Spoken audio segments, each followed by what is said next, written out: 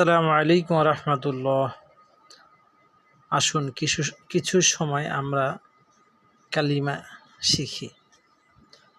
সহি শুদ্ধ করে কালিমা শিক্ষা করা ফরজ, অর্থ জানা ফরজ, হাকিকত জানা ফরজ এবং ওই অনুযায়ী ইমানকে মজবুত করা ফরজ।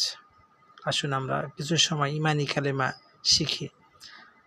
লা ইলাহা ইল্লাল্লাহ, লা ইলাহা ইল্লাল্লাহ, লা ইলাহা ইল্লাল্লাহু মুহাম্মাদুর রাসূলুল্লাহ,